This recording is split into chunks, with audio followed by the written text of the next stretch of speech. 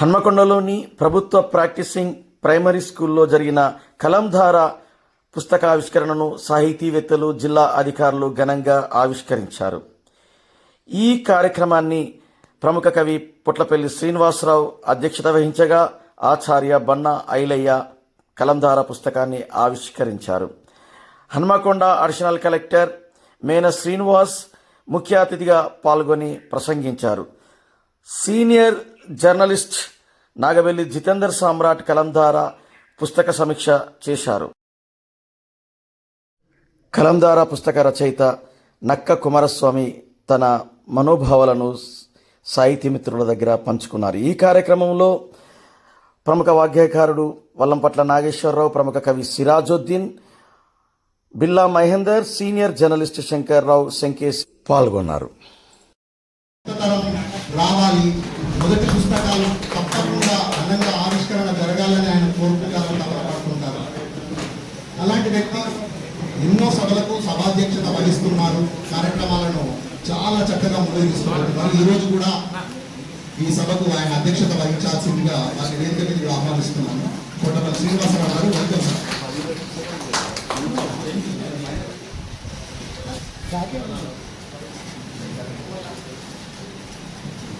అలాగే ఈ పుస్తకాన్ని ఈరోజు ఆవిష్కరించడానికి మన మధ్యకు ఇచ్చేసిన విద్య సాహితీధార విశ్రాంత ఆచార్యులు, విద్యావేత్త ప్రొఫెసర్ బన్నా ఐలయ్య గారిని వేదిక మీదకి సాధారణంగా ఆహ్వానిస్తున్నాను. Please welcome sir.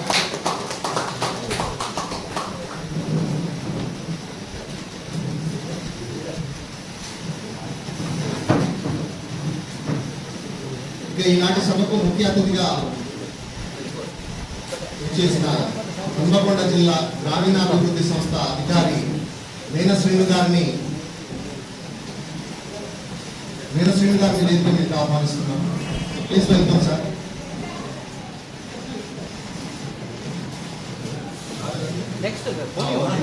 కాసేపట్లో హాజరవుతారు.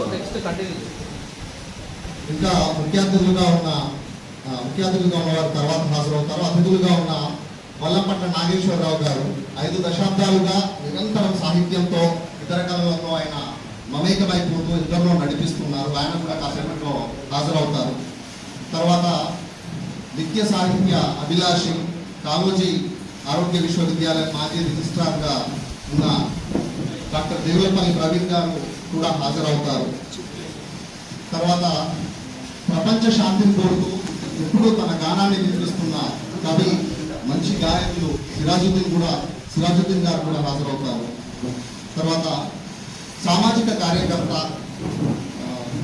కవి నక్క కుమారస్వామి గారి భావమరిది వందల రాజభద్రయ్య గారిని వేదిక మీదకి ఆహ్వానిస్తున్నాను. Welcome sir.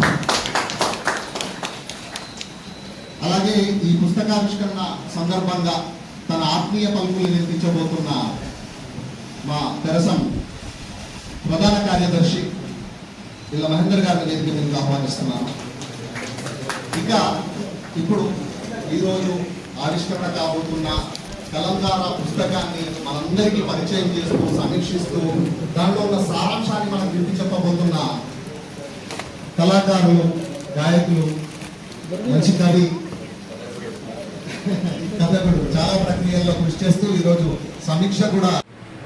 ఈ మధ్య కాలంలో మన పుస్తకావిష్కరణ మహేందర్ తర్వాత మధ్యలో ఒకటి మళ్ళీ వాళ్ళ కలంధారతో మళ్ళీ మనం కలుసుకుంటాం. ఈ కార్యక్రమానికి ముఖ్య అతిథి వాళ్ళ వరంగల్లో 4-5 పేర్లు, ఇట్లా వరుసగా ప్రముఖులు అయినటువంటి పేర్లు, మన అధికారికంగా మాట్లాడగల పేర్లు 4-5 రాసులు తెలుసుకుంటే దాంట్లో 1-2లో ఉండేటువంటి వ్యక్తులలో మన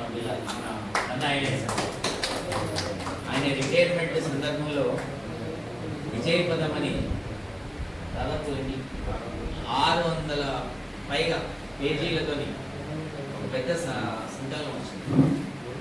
అది చాలా గొప్ప సందర్భం. విభిన్నమైన రీతిలో, అంటే ఎక్స్పెక్ట్ చేయలేదండి అంతమంది జనాలు వస్తారని. ఆ సభలో కూడా చాలా చాలా గొప్పగా చేశాడు. అప్పటి నుండి నాగవెల్లి జితేందర్ సామ్రాట్ పరిచయం. ఆయన ఇంతకుముందే కార్తీక్ నేను అనుకుంటున్నాను గొంగడి కూడా వేసుకుంటాడు సార్ అంటే వరంగల్ గద్దరన్న.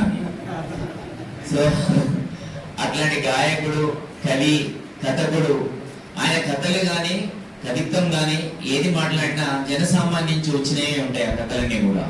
అవే వాస్తవ కథలనే కొద్దిగా నగిషి పెట్టి కథలుగా మలిచేటువంటి, చాలా మంది నవ్వుకుంటూ కథలు పడతారని చెప్తారు కానీ ఆ కథలే కదా మనకు కావాల్సింది. అట్లాంటి సామ్రాట్. తర్వాత మిత్రుడు చాలా కాలం క్రితం చూసినా కానీ ఎక్కువ పరిచయం లేదు. మన కుమారస్వామి గారికి చాలా దగ్గరి బంధువు రాజభద్రయ్య గారు. వారు సామాజికవేత్త. చూడగానే ఎక్కడో చూశాను సార్ అని పలకరించేటువంటి, అంటే ఒక దగ్గరతనంలాగా అనిపించింది. బహుశా రిజిస్ట్రేషన్ డిపార్ట్మెంట్ లో ఉన్నప్పుడు ఒక 2 సార్లు వారు వచ్చి ఉంటారు. ఆ సందర్భంలో చూసింటాను నేను వారికి దాకా రావడం వారికి. తర్వాత ఈ కార్యక్రమానికి సెంటర్ ఆఫ్ ద అట్రాక్షన్ ఒక 2 రోజుల క్రితం ఎందుకు కలిసిందో ఈ మహేందరు, ఆ జితేందరు, ఆ మంచని శంకరు, ఈ కుమారస్వామి కలిసి తర్వాత ఆ రోజు నాకేదో గ్రీటింగ్స్ చెప్పారు. గ్రీటింగ్ చెప్పిన తర్వాత వీళ్ళు వరుసగా చెప్తారు సార్ గ్రీటింగ్స్ అని, అందరితో గ్రీటింగ్ చెప్పించాడు. సరే గ్రీటింగ్ చెప్పిండు, అంతవరకు బాగానే ఉంది అనుకున్నా. గ్రీటింగ్స్ కనుక ఒక మతలబు ఉంది అన్నట్టు. ఆ మతలబు ఏంటంటే ఈ రోజు పుస్తకావిష్కరణ ఉంది సార్, దానికి మీరే అధ్యక్ష సార్, ఐఏ సార్ ముఖ్య అతిథి సార్ అని.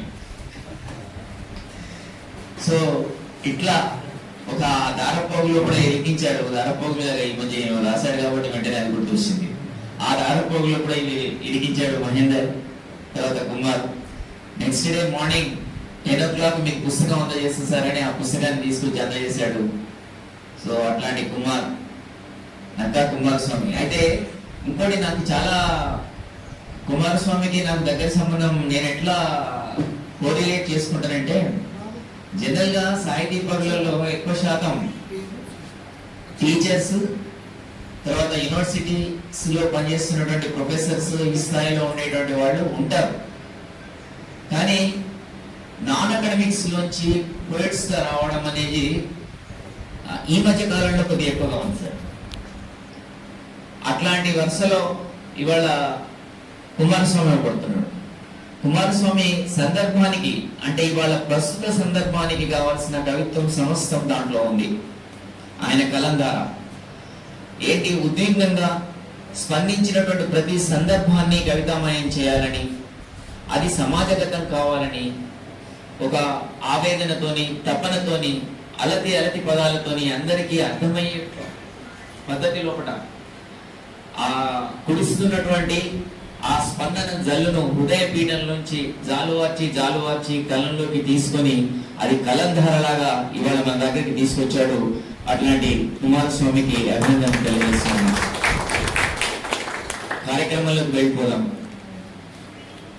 చాలా మంది పెద్దలు ఉన్నారు, అందరినీ పేరు పేరున సంబోధించడం సమంజసం కాదు, అందరూ తెలుసు.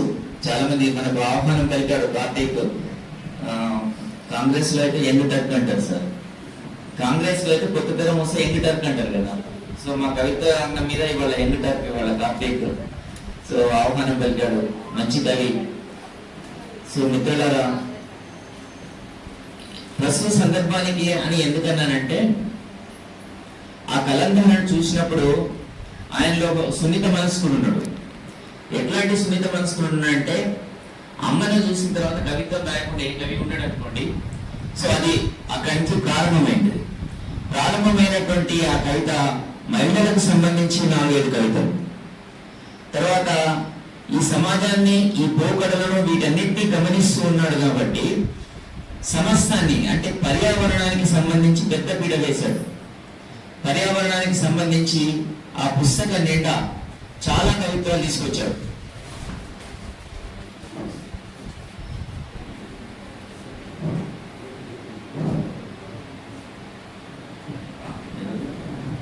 సో అట్లాంటి కవిత్వం.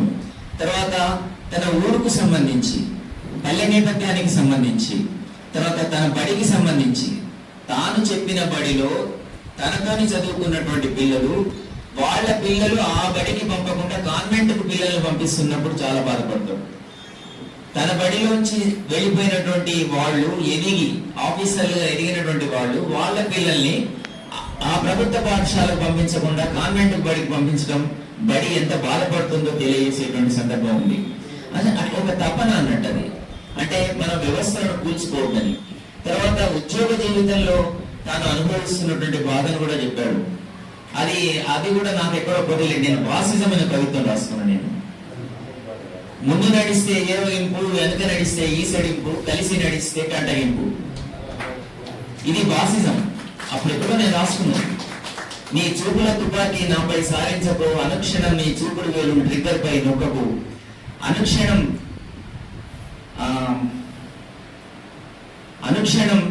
ఈ చేతలుగా మారకుండా నన్ను నేను సంధానించుకోవడం ఎందుకంటే నాలోని ఆఖరి సూత్రం మాత్రమే రాసుకున్నాను. ఎందుకంటే వాడు ఆ బాసిజం చేసేటువంటి సందర్భంలో మనకు ఉండేటువంటి అట్లా ఉంటుంది సార్. సో తర్వాత కానీ ఆయన సక్సెస్ఫుల్ ఆఫీసర్ ఆ డిపార్ట్మెంట్ లో కూడా. ఎంచేతనంటే అటెండెంట్ ఇచ్చాడు, కలెక్టర్ల ద్వారా అవార్డులు తీసుకున్నాడు ఆయన.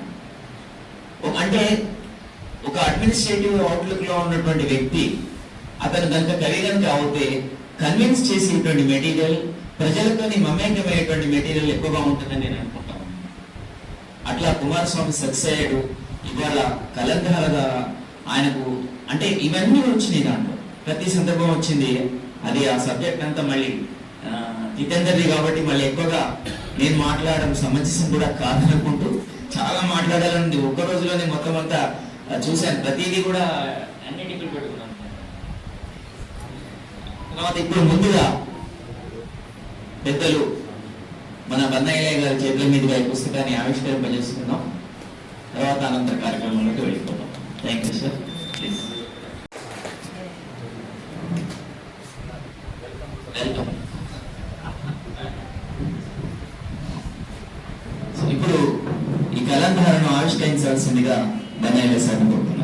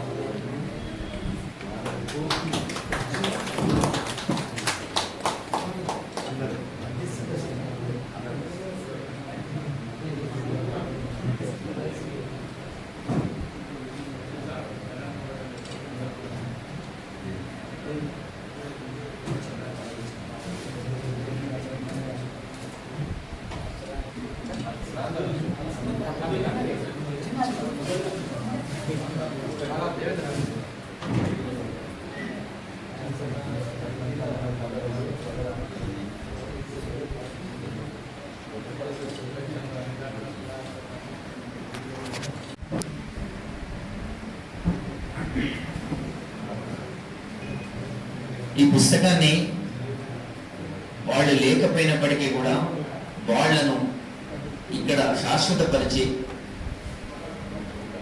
వాళ్ళ యొక్క తీపి గుర్తుగా తను మిగిలినందుకు వాళ్ళకి ఈ పుస్తకాన్ని అంకితం చేశాడు. ఇక్కడ ఏం రాసుకున్నారంటే చాలా సరిగ్గా కొట్టచ్చు.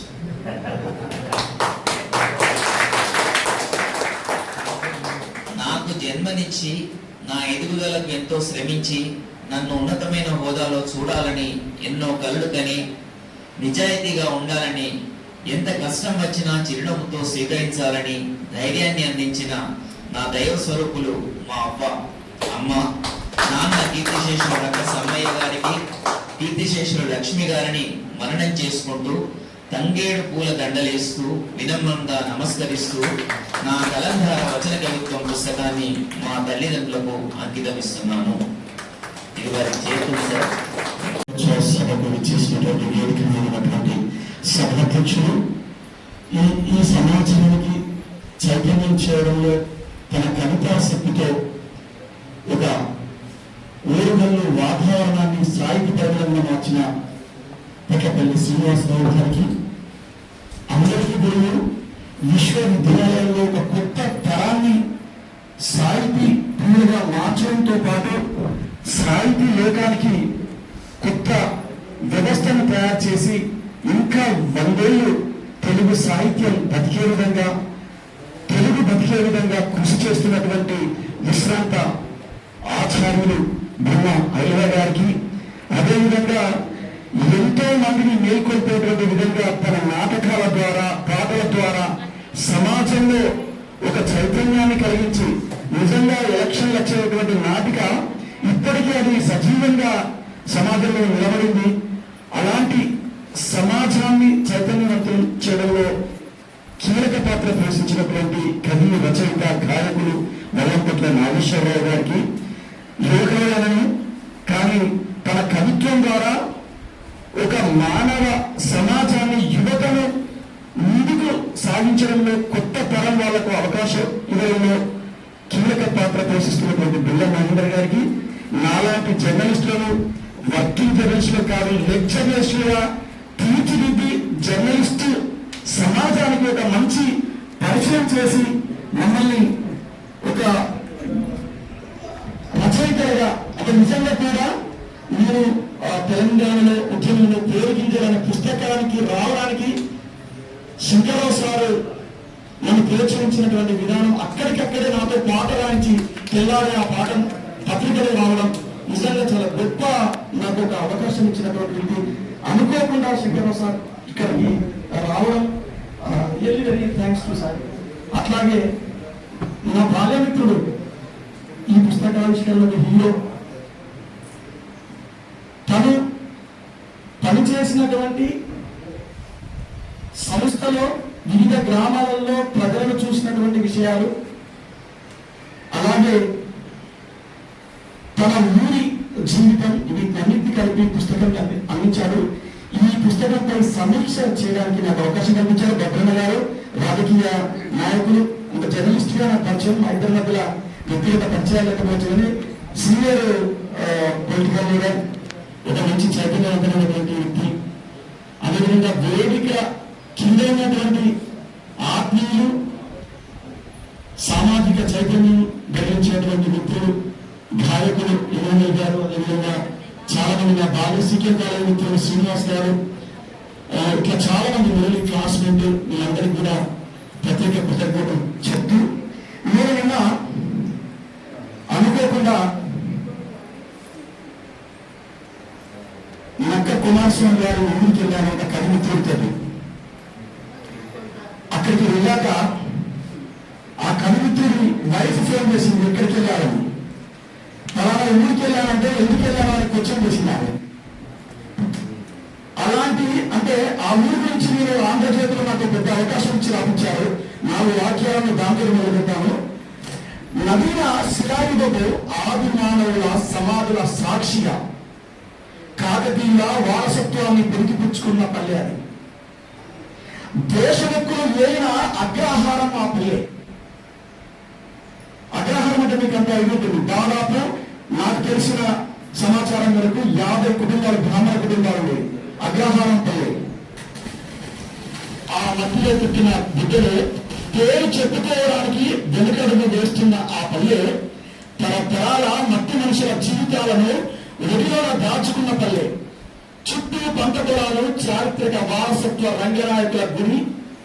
తెలుగు భాషను ముందు తరాలకు అందించాలని భాషా వ్యాప్తి కోసం పల్లెరి ఆంధ్ర సారస్వత పరిషత్తు వ్యవస్థాపకులలో ఒకరైన అక్షర మహావృక్షం దేవులపల్లి రామానుజ శాస్త్రికి పొరుగు పోసిన పల్లె. అక్షర యోగులను, వామపక్ష ఉద్యమకారులను, తెలంగాణ కోసం అమరులైన బిడ్డల్ని కని గుండెల కద్దుకున్న 3 వండర్ఫాడ్. వండర్ఫాడ్కు ఒక గొప్ప చరిత్ర ఉంది.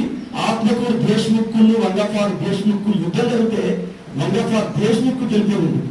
అది చరిత్ర. ఆ మట్టిపైనే మరొక అక్షర వృక్షం, ఎదుగుతున్న వృక్షం నక్క కుమారస్వామి నా భార్య.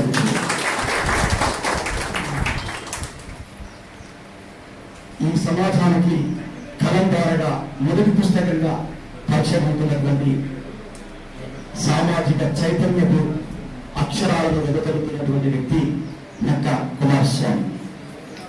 ఉమ్మడి వరంగల్ జిల్లా, ప్రస్తుతం హన్మకొండ జిల్లా అసంపర్తి మండలం వండర్ఫాడ్ గ్రామంలో నక్క సంబయ్య లక్ష్మీల కనిష్ట పుత్రుడు నక్క కుమారస్వామి సామాజికంగా వెనుకబడిన కులంలో జన్మించి పేదరికాన్ని అనుభవించి విద్యావంతుడిగా, కవిగా ఎదిగాడు. కష్టాన్ని ఇష్టంగా చేయాలని, నీతిగా నిజాయితీగా బతకాలని తన తండ్రి సమ్మయ్య నడవడికను పుణికిపుచ్చుకొని అందరిలో కలిసిపోవడం, సాటి మనుషుల పెదవులపై చిరునవ్వులు పూయించడం, నవ్వుతూ జీవిస్తూ నవ్వుల పాలు కాకుండా బతకాలని కలలుగన్న తన తల్లి లక్ష్మి అందించినటువంటి మానసిక బలం, తన గ్రామం, తాను పనిచేసిన పల్లె ప్రజల జీవితాలు, విద్యార్థి దశలో వామపక్ష భావచారంతో కలిగిన పోరాట పటిమ, హేతువాద దృక్పథం నక్క కుమారస్వామిని సామాజిక చైతన్యం వంతుడిగా మార్చి కథలు, నాటికలు, పాటలు, కవితలుగా నేడు కలంధారగా అక్షర వెలుగులు సమాజానికి అందిస్తుంది. నక్క కుమారస్వామి ప్రాథమిక విద్య వంగఫాల్లో, హై స్కూల్, జెడ్పీఎస్ఎస్ గ్రామీణ, ఇంటర్ అసంపత్తులు, డిగ్రీ ఎల్బీ కళాశాల, పీజీ కాకతీయ విశ్వవిద్యాలయంలో పూర్తి చేశారు. విద్యార్థి దశ నుండే అందరితో కలిసిపోయే సాధకత్వాన్ని కలిగిన కుమారస్వామి తన గ్రామంలో సామాజిక చైతన్య కార్యక్రమాలు, అక్షరాస్యత ఉద్యమంలో పనిచేశారు. చదువుతో పాటు ఎవరిపై ఆధారపడకుండా టైలర్ నేర్చుకున్నారు. వండర్ఫాడ్లో ఉన్నటువంటి వసంతీ హై స్కూల్లో ఉపాధ్యాయులుగా సేవలందించారు. డిగ్రీ చదువుతున్న సమయంలో ఎల్బీ కళాశాల మ్యాగజైన్ లో తన కవిత ప్రచురితం కావడంతో కవితలు రాయడంపై ఆసక్తి పెంచుకున్నారు. దగ్గర గుడి ముందర బతుకమ్మ పుట్టింది. ఏ కాకతీయ సామ్రాజ్యం అయితే చెరువులను నిర్మించిందో, ఇది మెట్ట ప్రాంతం. ఇక్కడ నీరు నిల్వ ఉండేటువంటి ప్రాంతంగా నీరు ప్రవహిస్తుంటారు. నదులు లేవు, సముద్రాలు లేవు, చుట్టూ దూరంగా ఉన్నాయి. నీటి నిల్వ చేయడం కోసం ఒక మనిషిలో కలిగినటువంటి ఒక గొప్ప ఆలోచన చెరువుల నిర్మాణం వైపు కలిగించింది. చెరువు కట్టలు ఎక్కడ లేనని చెరువు ప్రపంచంలో ఎక్కడ లేవు. అలాంటి చెరువులలో అన్ని రకాల, అంటే వ్యర్థాలను, బట్టలు ఉతకడం, మంచులు తాగడం, వీటన్నిటితోటి కలరా లాంటి వ్యాధులు వచ్చి వేలాది మంది ప్రజలు చనిపోతున్నటువంటి క్రమం లోపల ఏవైతే చెట్లు ఉన్నాయో ఆ చెట్లని, ఆ పువ్వులను ఆ చెరువులో వేసి ఆ మలినాలను తొలగించేటువంటి ప్రయత్నంలో భాగంగా ఆడబిడ్డలు చల్లగుండాలని చెప్పి, ఆ ఇంటి దీపం చల్లగుండాలని చెప్పి బతుకమ్మను పేర్చి చెరువులలో వేసేటువంటి సంస్కృతిని తీసుకొచ్చింది కాకతీయ వారసత్వం. ఆ సంస్కృతి ఎక్కడ దాకా పోయిందంటే విజయ పాటలతోటి ఎగరడం నింపేది. అలాంటి బతుకమ్మ మీద కూడా తను పల్లె పదాలు వరుస పెట్టి పేర్చినట్లు ఆడపడుచులు అనుభవించే కష్టాలు, కన్నీళ్లను, కమనీయ క్షణాలను ఇలా పాట రూపంలో ఆడబిడ్డలు వ్యక్తపరుస్తారు. ఏ నాయకులు వచ్చినా బతుకమ్మను పెంచి డబ్బు సప్పులతో ఊరేగిస్తూ ఊపిరి తీస్తున్నారు. బతుకమ్మను బతకనీయండి, బతుకమ్మ ఉపకరాన్ని వర్ణిస్తారు. నిజంగా బతుకమ్మ ఏ నాయకుడు వస్తే ఆ నాయకుడు బతుకమ్మ తినారని, బతుకమ్మ పండుగ సంస్కృతికి ఒక విలువ లేకుండా చేస్తున్నారని తను ఆవేదన చెందాడు. అందరాలు ఎక్కాలని ఆరాటపడతావు, మానవత్వం మర్చిపోతావు, అందాన్ని చూసి మురిసిపోకు, అది శాశ్వతం కాదని మర్చిపోకు, జీవితం ఒక నీటి గుడిగా అనేది గుర్తు చేస్తూ మనిషి నిజాయితీగా బతకాలని కోరుకుంటాడు. జీవితంలో ఏది శాశ్వతం కాదని తెలిసిన మనిషి ఎందుకో మానవత్వం మర్చిపోతున్నాడని ఆవేదన చెందుతాడు. గొప్ప చదువు చదివిన, భవిష్యత్తును కోల్పోయిన విద్యావంతులు ఎదిరించే ధైర్యం ఉన్న పిరికివారిలా వదిలిపోతున్నారని నేటి యువత మారాలని కోరుకుంటాడు. మార్పు రావాలి నిజమే, మారాల్సింది ఎవరు? మార్చాలి నిజమే, మార్చాల్సింది ఎవరు? లోకం తీరుపై స్పందిస్తారు కవి. నిర్బంధ విద్య నీగారిపోయింది, కార్పొరేట్ చేతిలో బందీ అయిపోయింది. నేటి విద్యా విధానంపై విరుచుకపడ్డాడు కవి. బతుకుల బతుకులు మార్చడానికి బడులు నెలకొల్పిన మహాశిల్పి బాలికల బంగారు భవిష్యత్తును అందించిన అమరశిల్పి, అక్షరాలను అందించిన చదువుల తల్లి సావిత్రిబాయి గురించి అక్షరాలను అందిస్తాడు. నిజంగా మహిళల చదువు కోసం ఆమె పడ్డ శ్రమను గుర్తిస్తాడు. తెలంగాణ ప్రాంతంలో నెత్తిరోడిన పల్లెలున్నాయి. ఇప్పటికీ ఎక్కడైనా తూటా పల్లిందంటే తెలంగాణలో ఏదో ఒక పల్లె కన్నీరు పెడుతుంది. ఇది మనం చూస్తున్నాం. ఇక్కడ 2 రకాలు ఉంటాయి. ఎవరు చచ్చినా ఎవరు చనిపోయినా మన బిడ్డలే కదా ఆ విధంగా బాధ్యత కోసం ఒకరు, భవిష్యత్తు అని ఒకరు బంధువుకు చేతబట్టి బంధాలను తెంచుకొని బంగారు జీవితాలను బలి తీసుకుంటుంటే కన్న తల్లి వేదనను, మనోవేదనను అక్షరాలలో ముందుంచాడు కవి. ప్రజాస్వామ్య దేశంలో ప్రజల హక్కులు కాలరాబడ్డవి అని కవి ఆవేదన చెందుతున్నారు. నియంత్రణ పాలకులు పాలిస్తున్నారు. నియంత్రణలు అనుకున్నటువంటి వాళ్ళందరూ కాలగర్భంలో కలిసిపోయారు. అమాయకులు కాదివరు. పిడికిలు బిగిస్తే తెలుస్తుంది, పిడికిలి బిగిస్తే తెలుస్తుంది. అదుపు కోసం ఎదురు చూసే ఎగిరే భావుకాలని, మార్పు కోసం పరితపించే చైతన్య దుర్కీలని, ప్రజాస్వామ్యం కోసం పరితాపించాలని తప్పిస్తాడు.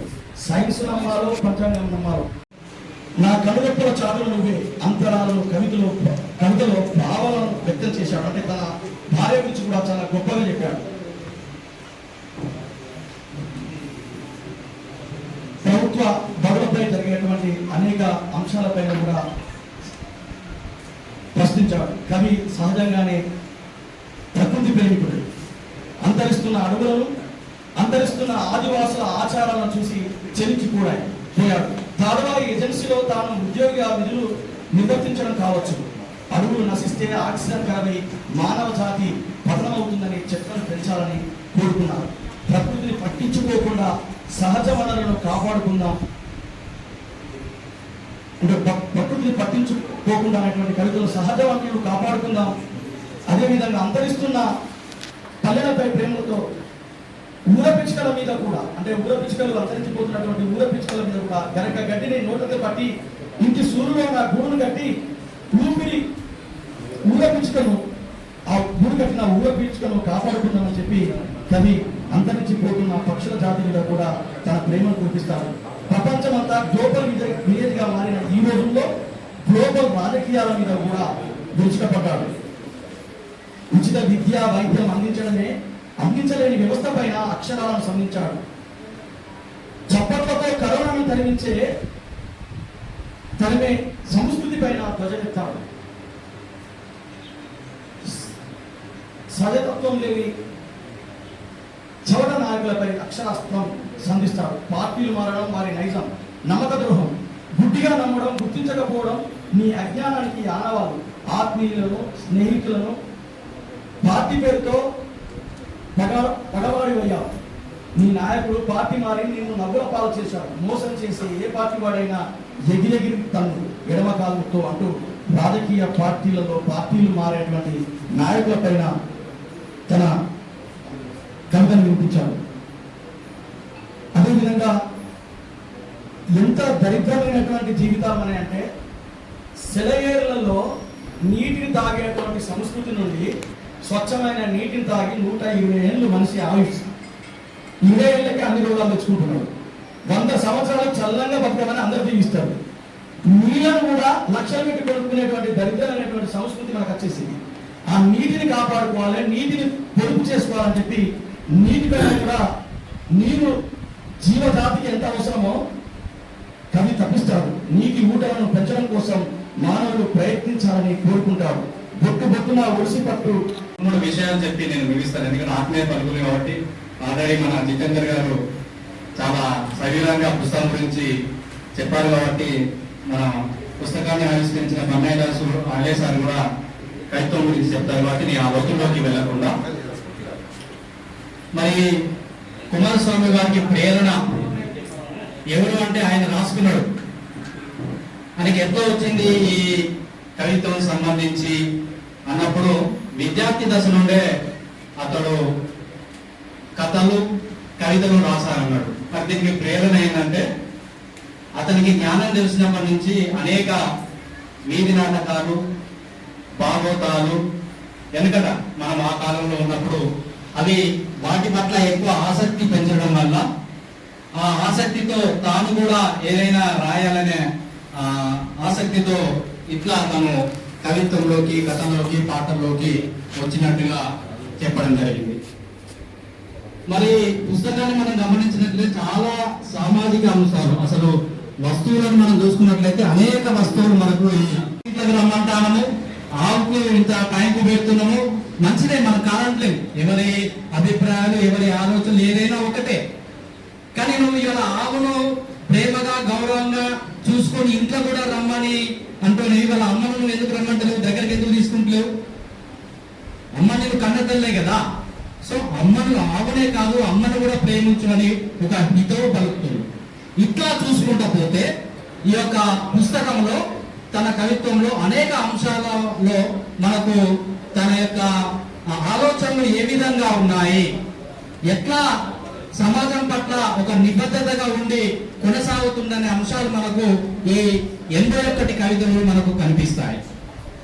అయితే ఇక్కడ నేను గమనించినట్లయితే, ఎందుకంటే ఇవాళ మొదటిసారిగా నేను కూడా పుస్తకం వేసినప్పుడు చాలా పొరపాట్లు, అంటే కవిత్వం లేని సందర్భాలు కూడా ఉన్నాయి కాబట్టి ఇవాళ పెద్దలు సూచించిన మన బన్నాయిలేని సార్, పొట్టపల్లి సార్ వంటి వాళ్ళ యొక్క ఆచరణ అడుగుదలు నడుచుకుంటూ ఇవాళ ఒక పని దశగా వెళ్ళే ప్రయత్నం చేస్తున్నాను. ఏ కవికైనా కూడా కొత్త సందర్భంలో కొంత అటు ఇటు అయోమయంలో ఉంటాడు.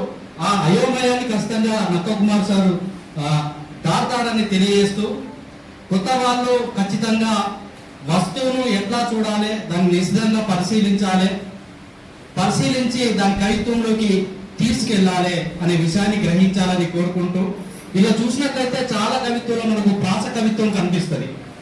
నేను కూడా కొత్తలో రాసినప్పుడు ప్రాస కవిత్వమే రాశాను, అది ఎవరికైనా అలవాటైన తనం. సో ఆ ప్రాస కవిత్వం నుంచి మళ్ళీ అసలైన కవిత్వంలోకి వెళ్ళాలని, వస్తువులో చాలా వస్తువులు కొన్ని రిలేటెడ్ గా ఉంటాయి, ఆ రిలేటెడ్ కాకుండా ఇంకా వైవిధ్యాన్ని సృష్టించాలని కోరుకుంటూ, మిత్రమా బాగా పుస్తకం వేశాము, అక్షర దోషాలు మాత్రము ఎవరికైనా మొదట్లో ఉన్నాయి, ఇంకా జాగ్రత్తగా పడాలని చెప్పేసి కోరుకుంటూ, ఎవరు నేను ఒక కవిత చదువుతాను, అసలు ఎవరు తన గురించి తాను చెప్పుకున్నాడు. ఇల్లు ఆయన నక్క కుమార్ స్వామి కనపడతాడు. ఎస్, అందరూ ఉంటారు.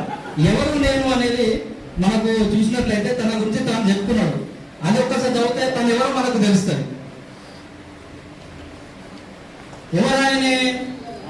పేదవాని ధైర్యాన్ని నేను, రైతు చెమట చుక్కను నేను, చితికిన బ్రతుకులకు భరోసా నేను, కార్మిక చేతిలో కత్తిని నేనే, సుత్తిని నేనే, అలసిపోయిన వారికి నేను, ఆప్తుడు నేనే, ఆసర నేనే, ఎగిరే కాళ్లకు గజ్జను నేనే, గానం నేనే, గాత్రం నేనే, కవి కలంలో సిరా చుక్కను నేను, మదిని తొలిచే మార్పును నేను, నింగికి తాకే మేఘం నేను, తొలకరి జల్లుకు పులకరించే ప్రకృతి నేను, భూమిని చీల్చుకొని మొలకెత్తే విత్తుడు నేనే, అలలపై తేలే ఆ నురుగును నేనే, పసిపాప పెదవులపై చిరునవ్వును కేరింతను నేనే, అలసిన గుండెకు ఆయువు నేను, ఎదిరించే వారికి తెగింపును నేను, రైతు చేతులో సేద్యము నేను, పైరును నేను, పంటను నేనే, ప్రకృతి ఒడిలో సెలయేరును, జీవకోటికి ప్రాణవాయువును, అందాలతో అలరించి ఆహ్లాదం పంచే ఆకృతి నేను, ప్రకృతి ఒడిలో ఒదిగిన అంతం లేని ఆలోచన నేను. సో ఇట్లా తన గురించి తాను చెప్పుకున్నాడు. ఈ చెప్పుకునే క్రమాన్ని మనం పరిశీలించినట్లయితే కవి అంతటా ఉన్నాడు, ఈ సమాజంలో అంతటా అన్ని రంగాలలో అంతటా పరిశీలిస్తున్నట్లుగా, నిత్యం పరిశోధకుడిగా ఒక పరిశీలించే వ్యక్తిగా మనకు కనిపిస్తున్నాడు. అంతం లేని ఆలోచనగా ఉంటున్నాడు. ఆ అంతం లేని ఆలోచనను ఇంకా క్రమంగా పెంపొందించుకుని భవిష్యత్తులో మరింత శక్తివంతమైన కవిత్వాన్ని రాయాలని ఈ సందర్భంగా పేర్కొంటూ కొత్త పుస్తకానికి స్వాగతం తెలియజేస్తున్నాను. Thank you very much. ఉంది అని నేను తెలియజేస్తూ, కుమారస్వామికి అభినందనలు తెలియజేస్తూ, ఆత్మీయ పలుకులు కలిగిన మహేందర్కు అభినందనలు తెలియజేస్తూ, ఇప్పుడు రేపటి గారు మాట్లాడుతున్నాం. ఇప్పుడు కాలేజ్ సార్ చూసినాం, జయశంకర్ సార్ చూసినాం, ఉద్యోగం అందరితో కలిసి తిరిగినాం. మనకు ఒక్కసారి ఇక్కడ కూడా కావాలి. తర్వాత మనకు కుమారస్వామి చెప్పగానే ఎక్కడైనా కానీ మీటింగ్స్ అయినప్పుడు అందరూ సైలెంట్గా నడుస్తూ ఉంటారు ప్రోగ్రామ్. లాస్ట్కి మైక్ తీసుకొని ఆ కార్యక్రమం మొత్తం ఉత్సాహపరుస్తారు. మంచిగా ఆలస్యంగా అనే వ్యక్తి గురించి అది చెప్పడం కానీ చాలా యాక్టివ్. అటువంటి ఇంత బిజీ షెడ్యూల్లో ఇంత మంచి పుస్తకాలు రాసి మళ్ళా లైఫ్లో అన్ని యాక్టివిటీస్ అన్ని అంశాలను స్పృశించి అందరికీ నచ్చే విధంగా సొంత భాషలో ఒక కవిత రాయాలంటే మనకి భయపడుతుంది. లీవ్ లెటర్ రాయాలంటే మనం ఇప్పటికి కూడా పెద్ద ఆఫీసర్లకు కూడా లీవ్ లెటర్ కష్టం అనిపిస్తుంది. అటువంటిది ఒక అందరూ మిస్టేక్స్ ఉన్నాయి అంటే ఇవి అన్నట్టు అది ఫస్ట్ టైం పని వేయాలి, అది కావాలి. సెకండ్ టైం థర్డ్ టైం ఇంకా బాగా మంచిగా జరుగుతుంది. ఇలా ఫ్రెండ్లీ చదివిన ఒక 4 నాకు మొదలు ఇచ్చిండు అన్న ఇప్పుడు చదువుకు తవ్వకిస్తా అంటే కదా ఇప్పుడు కొంచెం చదివేశారు. తర్వాత దాని అన్ని ఈజీ ఉన్నది. ఒక ఫస్ట్ క్లాస్ స్టూడెంట్ కూడా చదివిన తర్వాత చదువుకునే వ్యక్తి కూడా చదువుకుంటే అర్థమయ్యే విధంగా ఉంటుంది. అంటే ఇది గ్రేట్ అన్నట్టు. పోయిటరీ ఈ ఉన్న సమాజం అర్థం కాని పదాలు వాడి ఇబ్బంది పడే సందర్భంలో ఓపెన్ అర్థమయ్యేటట్టు రాయడం చాలా గొప్ప. ఇటువంటి పుస్తకాలు ఇంకా చాలా రాయాలని జరుగుతుంది.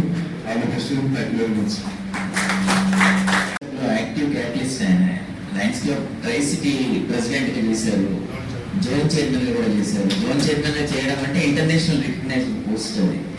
సో అది దాదాపు లయన్స్ క్లబ్ అనేది 200 దేశాల్లో ఎక్స్టెండ్ అయి ఉంది. చికాగో దాని హెడ్ క్వార్టర్స్.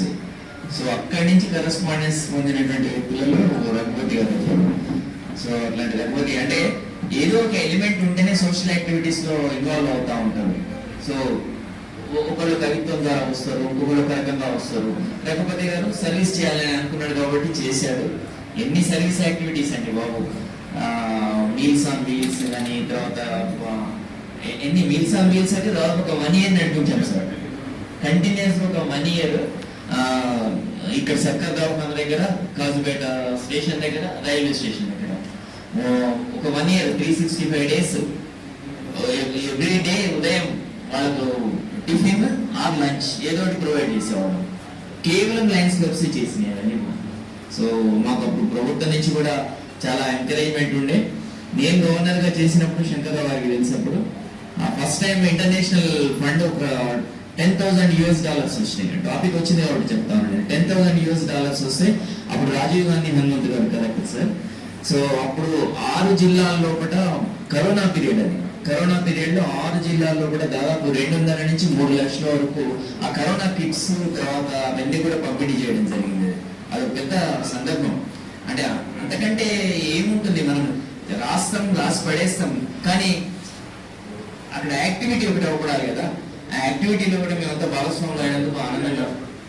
ఇప్పుడు రీసెంట్ గా మీ మిత్రులందరికీ నోటీసులో తీసుకొస్తున్నా నేను. లయన్స్ హలో ఫ్రెండ్ నమస్తే. మీరు చూడలేదు. So Lions I charitable high hospital అని కలెక్టరేట్ పక్కకే ఏర్పాటు చేశాం సార్. ఇప్పుడు లయన్స్ చారిటబుల్ హై హాస్పిటల్ దాదాపు 40 lakhs వరకు డొనేషన్స్ వచ్చినాయి మాకు. బిల్డింగ్ రెంటెడ్ బిల్డింగ్ మీద నడుస్తుంది. 3 months నుంచి అది రెగ్యులర్ గా నడుస్తుంది.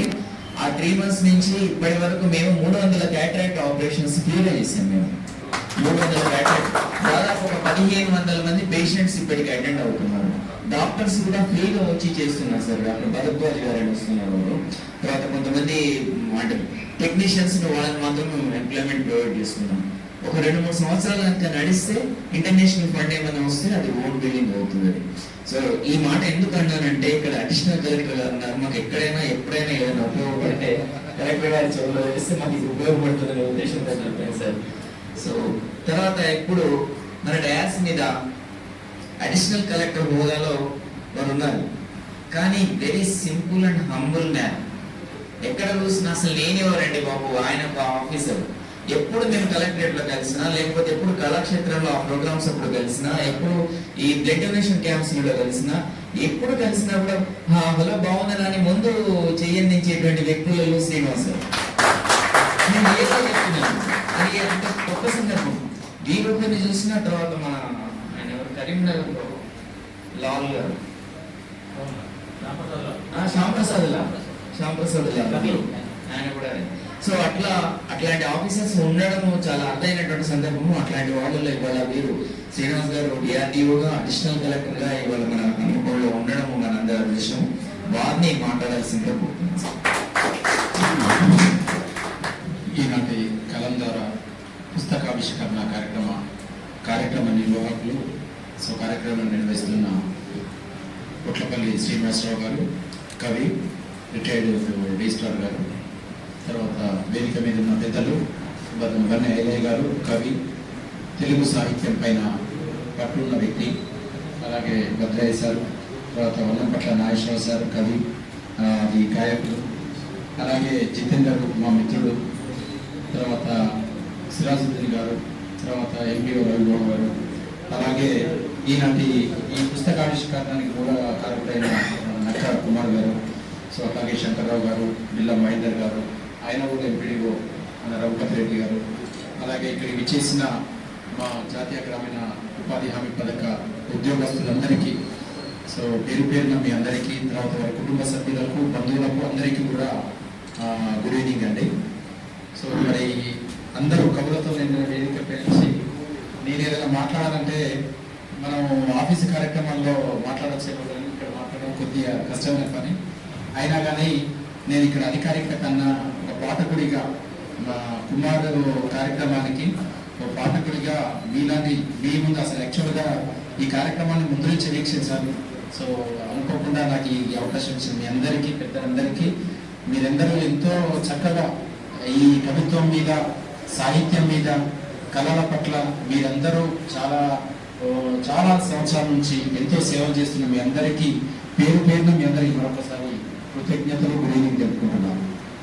వాస్తవానికి నాకు కూడా ఈ సాహిత్యం అంటే చాలా ఇష్టం. అయితే ఇక్కడ ఒక గొప్ప విషయం ఏంటంటే దాదాపు జాతీయ గ్రామీణ ఉపాధి హామీ పథకంలో 2 దశాబ్దాలుగా పనిచేస్తూ కూడా ఈ రోజు కూడా ఒక కవిలాగా ఒక పుస్తకాన్ని తీసుకురావడం అనేది ఒక సంచలనమైన విషయం.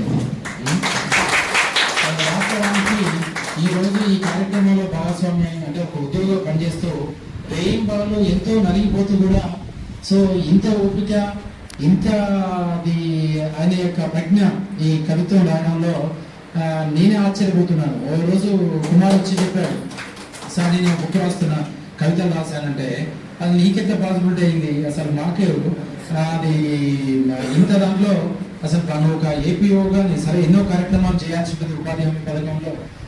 You are the main pillar of the programme in the mandal. ఎట్లా చేస్తామని నేను ఆశ్చర్యం వ్యక్తం చేశాను. అట్లాగే నాకు ఇంకొక మాట చెప్పాలి. వరంగల్ అనేది ఒక కాకతీయులనే కాదు, ఒక చైతన్యమైన గడ్డ. నేను చిన్నప్పటి నుంచి కూడా మాది మర్బెడ మండలు, ఆల్మోస్ట్ బార్డర్లో ఉంటుంది మా డిస్ట్రిక్ట్ మండల్. నాకు చిన్నప్పటి నుంచి వరంగల్లో గతంలో ఒక సారంగ కానీ, తర్వాత ఒక శంకర్ గారు, తర్వాత ఒక దేవరథ్ గారు, వారి పాటల్ని, సాహిత్యాన్ని, వాళ్ళ కళల్ని చిన్నప్పటి నుంచి చూస్తూ వింటూ పెరిగాను. నాకు కూడా ఈ జానపద మన గేయాలన్నా కానీ ఇక్కడ మన తెలంగాణ, మన ఎస్పెషల్లీ వరంగల్ ఏరియాలో ఈ చైతన్యవంతమైన పాటలన్నా కానీ నాకు చాలా ఇష్టము. నేను ఎంతో ఇన్స్పైర్ అయ్యాను చిన్నప్పటి నుంచి. నాది కూడా నేను గ్రూప్ 1లో నా సబ్జెక్ట్ కూడా తెలుగు సాహిత్యము. కాకపోతే ఏంటంటే ఆ తెలుగులో నేను మన వేదిక మీద ఉన్న పెద్దలు మీ అందరిలాగా దాన్ని డెప్త్గా కాకుండా ఒక పరీక్షలాగా మాత్రమే చదివాను. నాకు కూడా డిగ్రీలో ఉన్నప్పుడు ఇలాంటి సాహితీ కార్యక్రమాల్లో పాల్గొనేది. చిన్న కవితలు నేను కూడా రాసేటప్పుడు ఈ రోజు ఈ కవితలు చదువుతున్నప్పుడు నేను కూడా ఒక కాపీ నా దగ్గర ఉండే నేను కూడా చూశాను.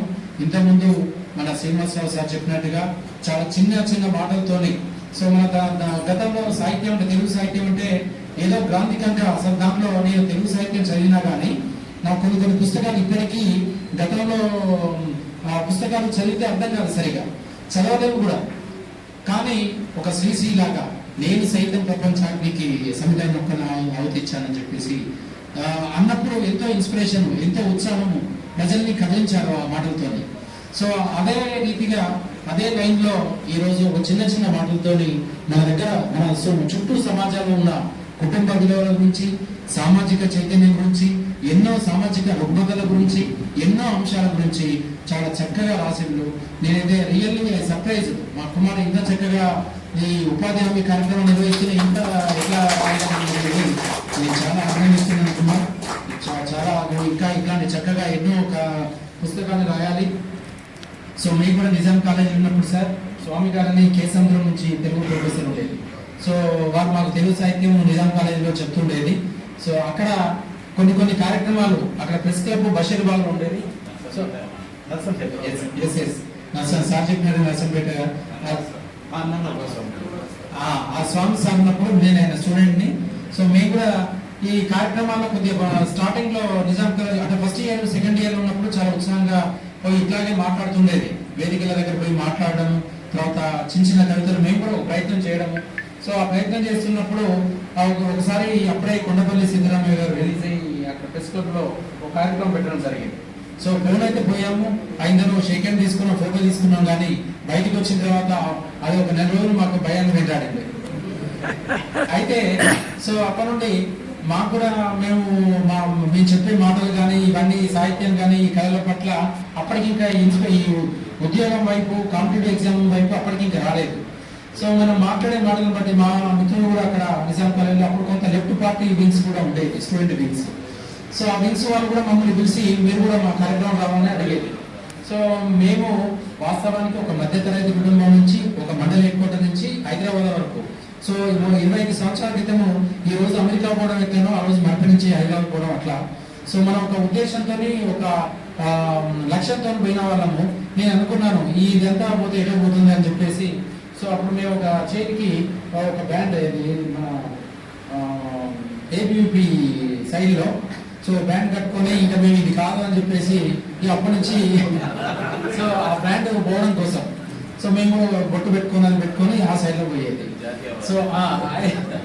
సో అట్లా అంటే మన యొక్క లక్ష్యం మీరు అదనే దాంట్లో ఏదన్నా కానీ నాకు బన్నయ్య సార్ కూడా నేను హన్మకొండ ఎంపీడీఓ చేస్తున్నప్పుడు ఒక 2 నెలలు 3 నెలలు సార్తో సాన్నిధ్యం ఉండి ఒక పుస్తకం విషయంలో చాలాసార్లు సార్తో మాట్లాడాను.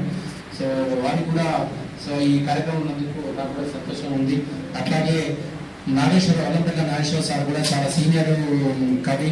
తర్వాత చైతన్యవంత ఆ రోజున ప్రభాకర్ రెడ్డి సార్ కలెక్టర్గా ఉన్నప్పుడు కూడా ఆ రోజుల్లో ఎంతో చైతన్యవంతంగా ముందుండి ఎన్నో కార్యక్రమాలు చేయడం జరిగింది.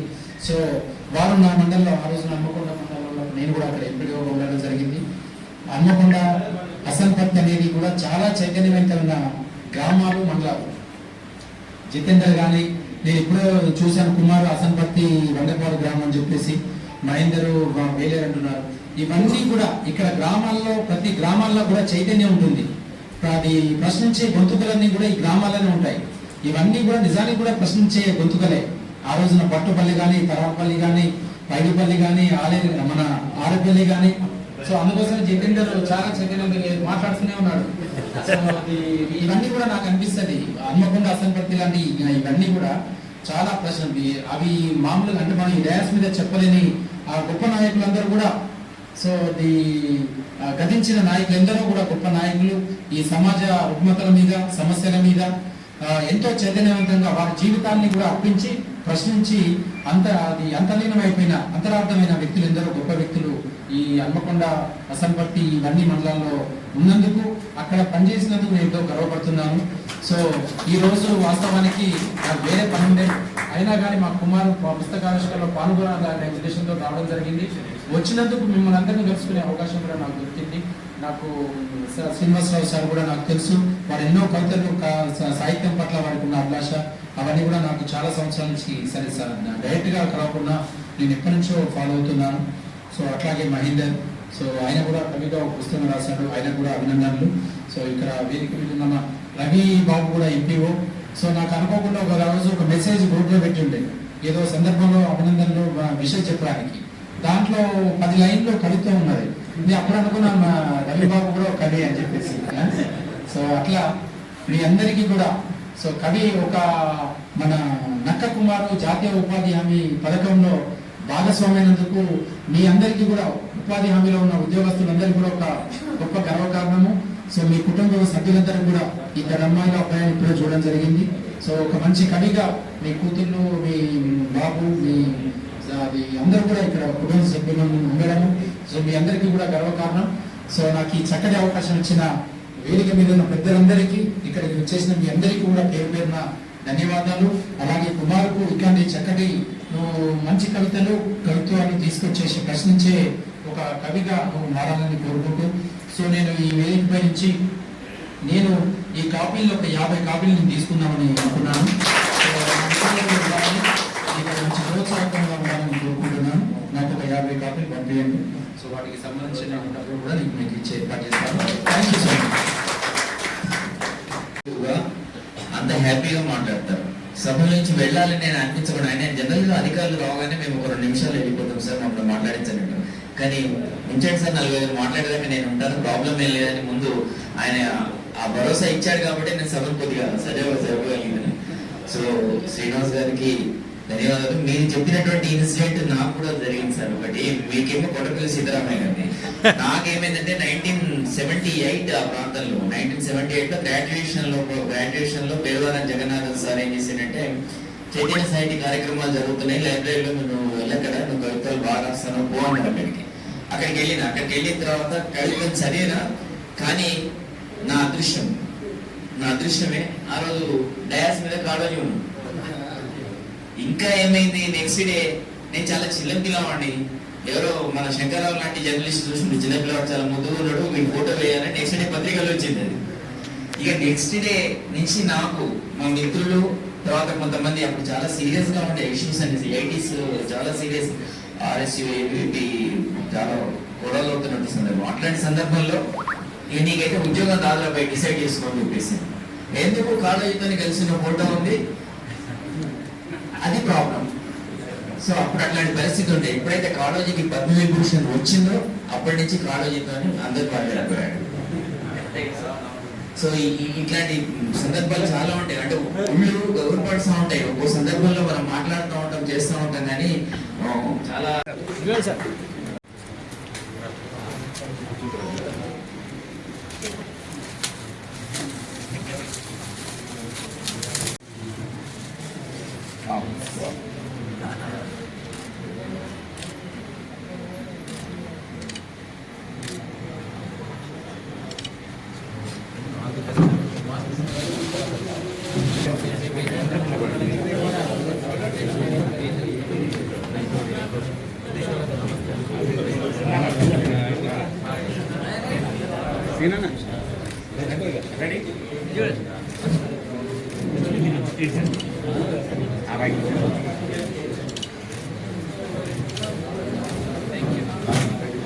కూర్చోండి.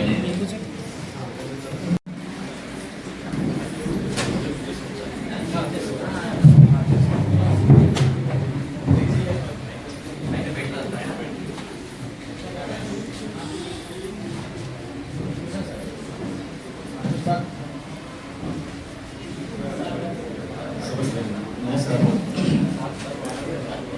ఈరోజు ఈ కార్యక్రమానికి అధ్యక్షత వహిస్తున్న ప్రముఖ కవి,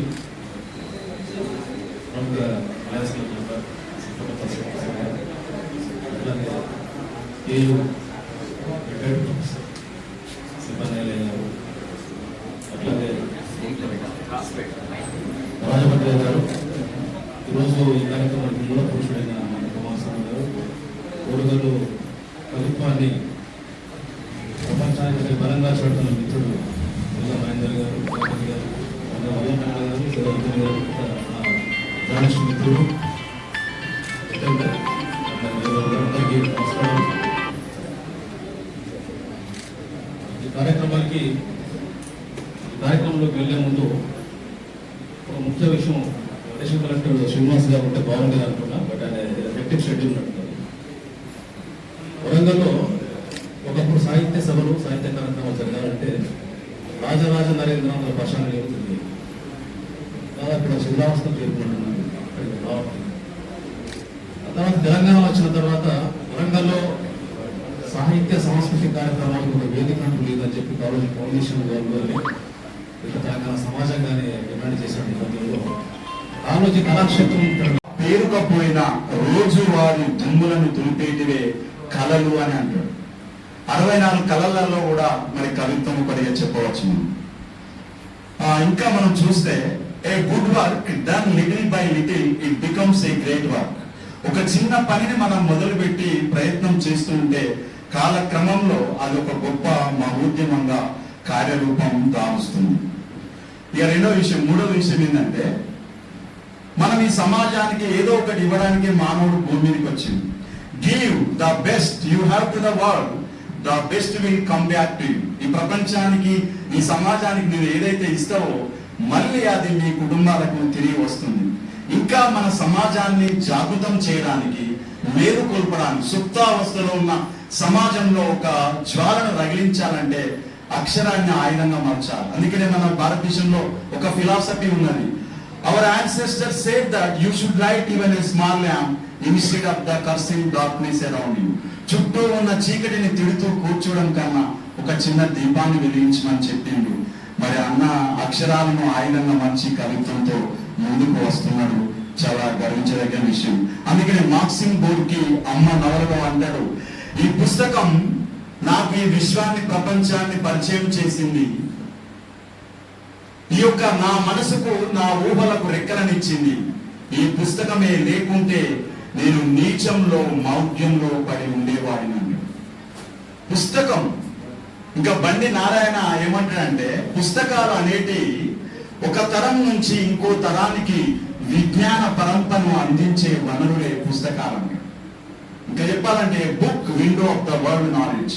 ప్రపంచ విజ్ఞానానికి కిటికీ వంటిది పుస్తకం. పుస్తక పఠనం తగ్గిపోతుంది.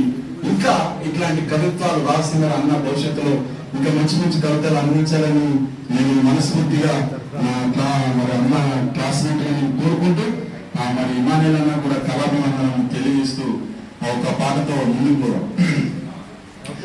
మాయమైపోతున్నడమ్మా మనిషన్నవాడు, మచ్చుకైనా లేడు చూడు, మానవత్వం ఉన్నవాడు.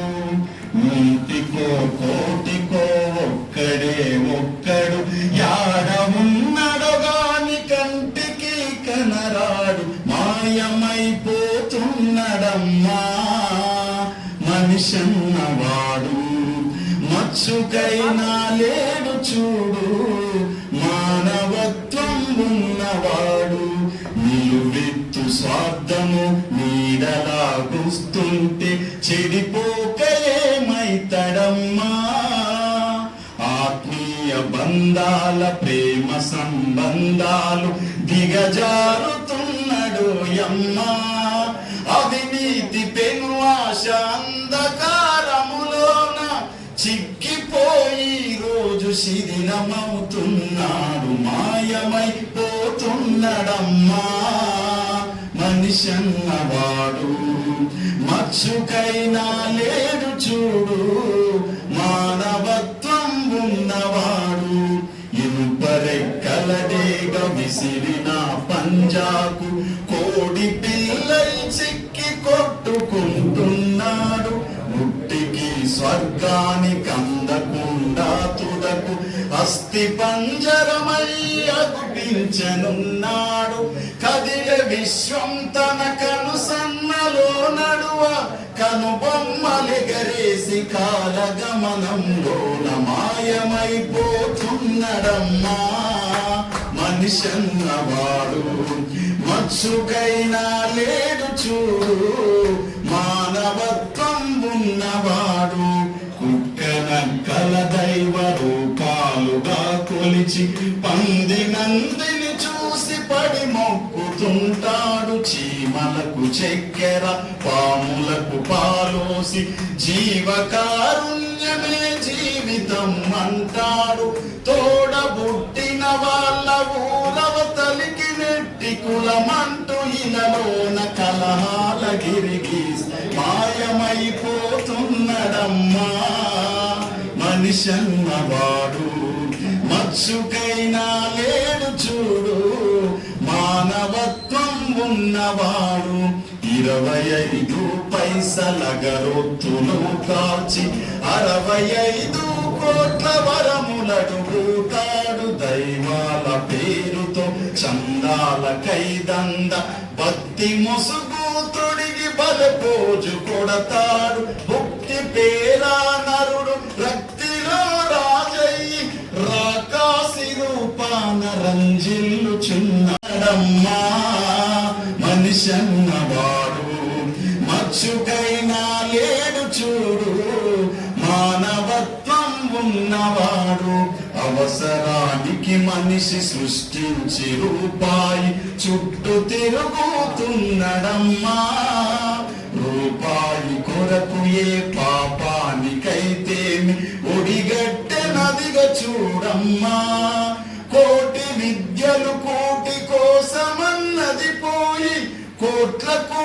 పడగెత్త కోరికలు చెలరేగే మాయమైపోతున్నడమ్మా మనిషన్నవాడు మక్షుకైనా లేడు చూడు మానవత్వం ఉన్నవాడు నూటికో కోటికో ఒక్కడే ఒక్కడు యాడ ఉన్నడో గాని కంటికి కనరాడు మాయమైపోతున్నడమ్మా మనిషన్నవాడు మచ్చుకైనా లేడు చూడు మానవత్వం ఉన్నవాడు మానవత్వం ఉన్నవాడు మానవత్వం ఉన్నవాడు. ఈ అవకాశం ఇచ్చిన అందరికీ పేరు పేరున ధన్యవాదాలు.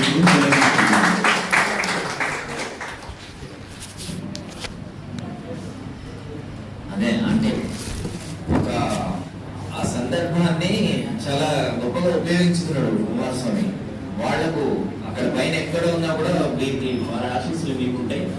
తర్వాత రాజభద్రి గారు కూడా మాట్లాడలేకపోయారు, ఎమోషనల్ అయిపోయారు. సో ఇప్పుడు ఈ కార్యక్రమానికి ముఖ్య అతిథి ఎవరు మాట్లాడిన తర్వాత మిగతా వాళ్ళు ఎవరు మాట్లాడరు. అభినందన చెప్తారు. అవి అభినందనలు ఉంటాయి. ఇప్పుడు మన ముఖ్య అతిథి చాలా ఓపికగా ఎంతసేపు ఉన్నాడు. ఆయన దాదాపు 5 గంటల విషయం ఫోన్ చేసి మనం ఎన్నింటికి వెళ్దాం శ్రీనివాస, ఎన్నింటికి రావాలి కదా, మనం ఎన్నింటికి వెళ్దాం శ్రీనివాస చాలా. సో అదే సార్ మాట్లాడాల్సిన కోరుతున్నాను.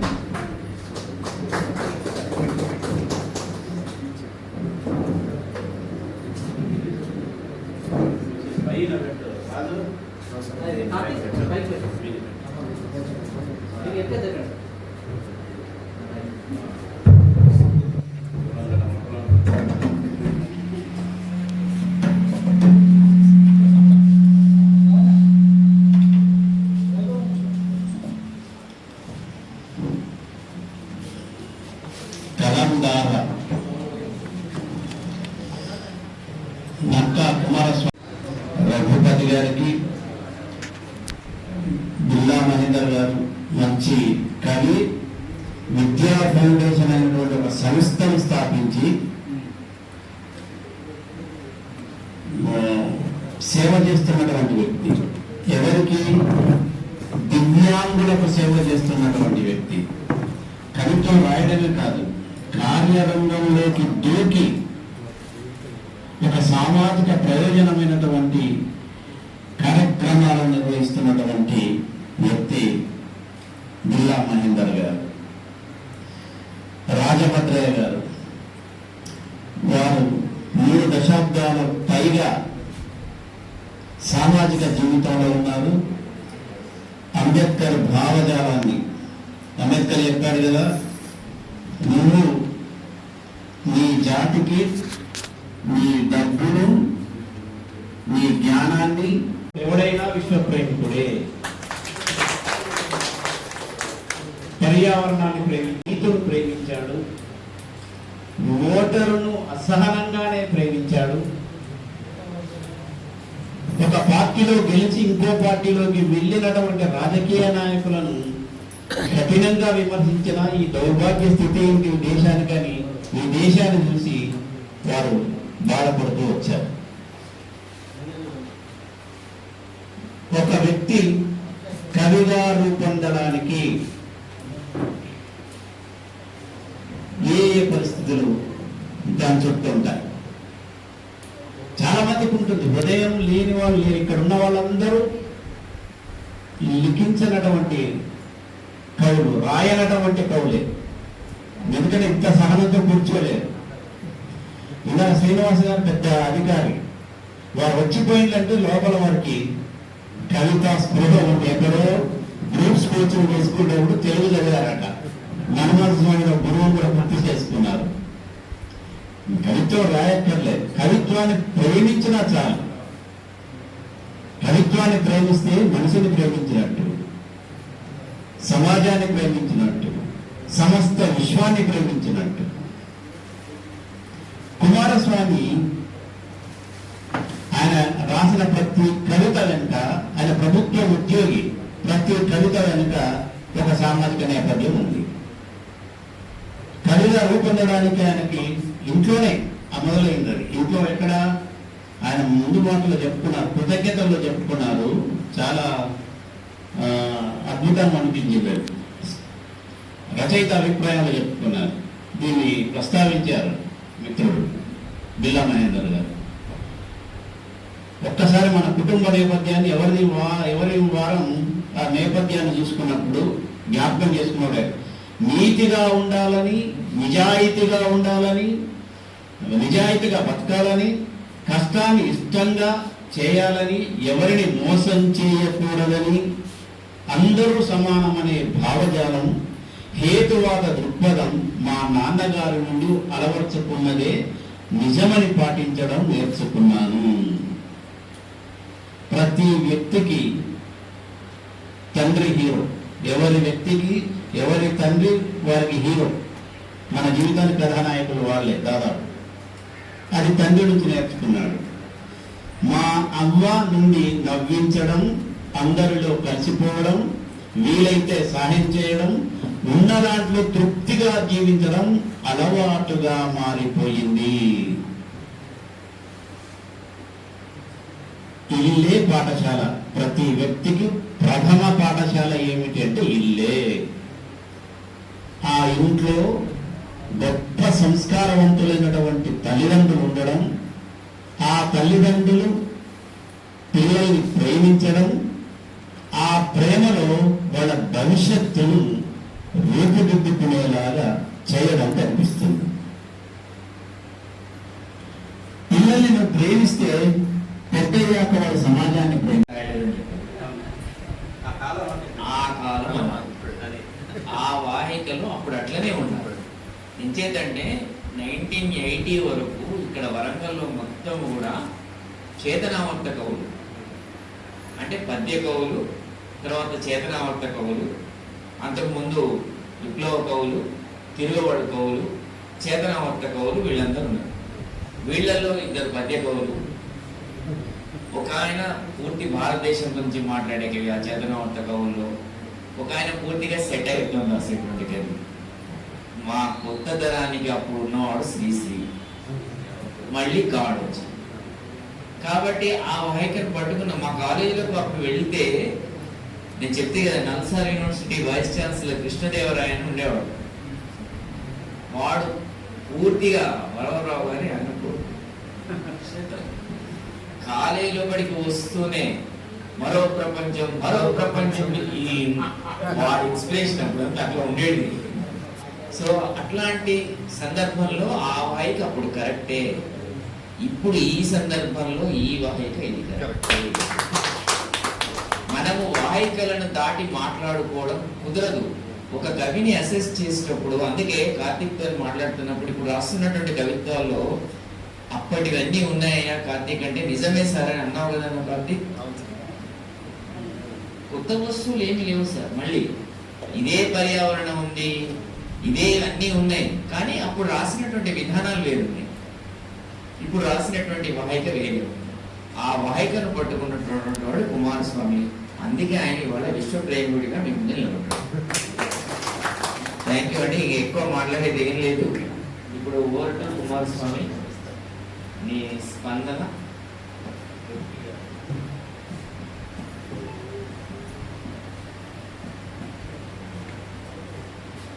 ఫస్ట్ అందరూ క్షమించాలి, ఎందుకంటే మొత్తం చాలా మంది నాకులే ఉన్నారు సార్. రాష్ట్ర అధ్యక్షుడు వచ్చిన టీవీల ప్రెసిడెంట్, రాష్ట్ర అధ్యక్షుడు, ఈసీల రాష్ట్ర అధ్యక్షుడు, ఏపీల రాష్ట్ర అధ్యక్షుడు, సీఓల అంతగా బంధువులు మా కొలీగ్స్ అంతా రాష్ట్ర అధ్యక్షుడు వచ్చింది సార్.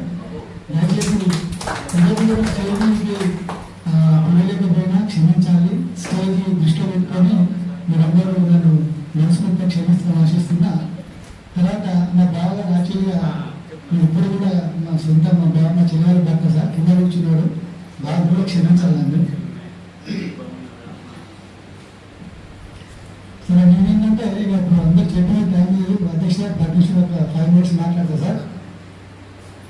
నాకు ఊహ తెలిసిన దాని నుండి సరే ఈ సమావేశానికి అధ్యక్షులు వహిస్తున్న గౌరవనీయులు పెద్దలు గురు సమానులు పుట్టపల్లి శ్రీనివాసరావు గారు మరియు ఏకలాభం ఇక్కడే కవితా బుక్కులు చదివి చిన్నప్పటి నుండి ఏదైనా గౌరవనీయులు పెద్దలు బండ ఇలియాసార్ గారికి మరియు మా మీనయ్య కొడుకు వీళ్ళిద్దరు అన్నదమ్ములకి ఇద్దరు మా చుట్టూ అందరూ వేసి ఏదైనా కలిసి నా కష్టసుకాలు మొత్తం వెనుక ఉండి గౌరవంగా ఉండే మా బావమతి బంగారు రాజపతి తర్వాత గురువు చిన్నప్పటి నుండి పాటలు విన్నా.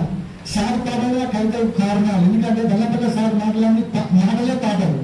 అప్పుడు ఉంటే లక్ష్మీపతి వినేది. బెల్లంపల్ల సార్ అంటే ఎలక్షన్ వచ్చిన కవిత నాటకాలు చాలా సార్లు వచ్చినాయి సార్. ఆ సారు చిన్నప్పటి పోయినా సార్ ఇద్దరికి అట్లే ఉన్నాడు. సారు వెలగడి మహేశ్వరరావుకి సార్ ఆశీస్సులు నాకు ఉన్నాయి. సార్ గారికి మరియు నేను 7th 8th నుండి కవిత రాస్తున్నా కావచ్చు, కానీ ఫస్ట్ కవితా గానం అంటే నాకు అవకాశం వచ్చింది పెద్దలు గౌరవనీయులు సిరాజుద్దీన్ విశ్వ వరల్డ్ పీస్ ఫెస్టివల్ సొసైటీ ఆధ్వర్యంలో కవిత సార్. అప్పుడు మొదటి కవిత సిరాజుద్దీన్ సార్ గారికి మరియు నా బాల్యమిత్రుడు 8th నుండి నా వేరుపక్క ఆరపల్లి ముద్దుబిడ్డ బుక్కులు చేశాడు జితేంద్ర సాంబ్రాడి గారికి మరియు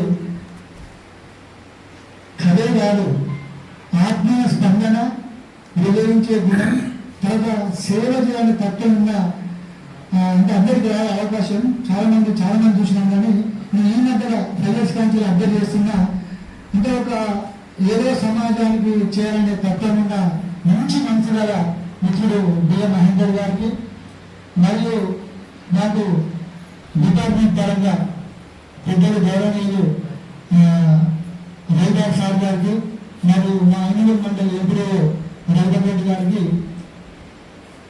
మరియు నా మిత్రులు పేరు చాలా అన్ని చెప్పే టైం లేదు కాబట్టి ఉపాధి అని నా కుటుంబ సభ్యులందరికీ మరియు కైమిత్రులకు కైబిడ్డలకు మా చెల్లి బావ నా సహచరి నా పిల్లలు ఈ బాబాను సంబోధించే రామనాథ్ సార్ ఇక్కడే ఉన్నాడు. అమ్మ కూడా తర్వాత బీడవరం బ్రదర్స్కి వినాయకుల గారికి ఈ అందరికీ కూడా మా కవిత్రులందరికీ నమస్కారం. నేను ఒకటే నిమిషంతో మాట్లాడాను. వాస్తవానికి ఏంటంటే నేను కవితలు పాటలు రాస్తాను, కథలు రాస్తాను. యూనివర్సిటీలో సెండప్ సాంగ్ రాస్తే సీనియర్స్ మొత్తం వేచింగ్ సార్ ఇప్పటికి ఆ పాట 4 నెలలుగా ఉంటుంది. అప్పుడు బీసీ విద్యార్థి మేడం ఉండే సెండప్ సాంగ్ రాసిన సార్. ఆ తర్వాత వెల్కమ్ సాంగ్ రాసిన అదే యూనివర్సిటీలో నేను ఎస్ఏపై ప్రెసిడెంట్ చేసిన. LB college intermediate 10th class కానీ కొంచెం అంటే ఎందుకు నాకు ఆ బాధ రాసిన అనేది మా నాన్న బాగాలేదు, దీంట్లో దాపరికం లేదు. అంటే ఎందుకు చెప్తున్నా అంటే మా నాన్న జీవితం ఉండి చదివించుకునే టైంలో మీకు ఆ సందర్భం ఏం చెప్తున్నా అంటే సార్ నేను చేసిన 5 మండలంలో ఇప్పుడు నర్సింగ్ ప్రోగ్రామ్లో మండలాభిషేకం చేస్తున్నాను సార్.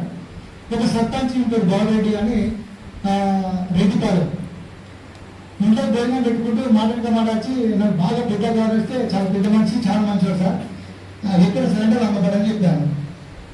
అంటే మా పొరుగత్త గారు రెడ్డిపురం అని చెప్పింది. ఎవరు సార్ రెడ్డిపురం అంటే చిన్నప్పుడు నేను సార్ పత్తేరు పోయినా కదా అంటే రెడ్డిపురంలో నుంచి సబ్మిట్ చేసి చదువుకున్నాను సార్. అంటే అక్కడ అతను సర్పంచ్ కొడుకు మా నాన్న ఉన్న జీతం మా పటేల్ అంటే చిన్న పటేల్ ఆ పటేల్ కూడా చేసుకున్నాను సార్. తను అంటే ఒక్కసారి సార్ సమ్ములు చేశాను, సమ్ములు చేసి మీ సమ్ములు కొడుకునే చెప్పిన సార్ అని ఏ విధంగా వేసి సర్పంచ్ ఆలోచించుకున్నాడు సార్. తను అంటే నేను మాత్రం చెప్తున్నాంటే నేను ఎక్కువగా సార్ డిగ్రీ పీజీ ఎక్కడ కూడా నాకున్న బ్యాక్గ్రౌండ్ కావచ్చు నేను ఎక్కువ ఏంటంటే దాని మీద మన తెలుగు భాష ఏజులు అని చెప్పాను సార్. వాస్తవం చెప్తే నమ్మకం ఇష్టమైన పెట్టాను సార్. అంటే నాకు అట్లా వచ్చింది.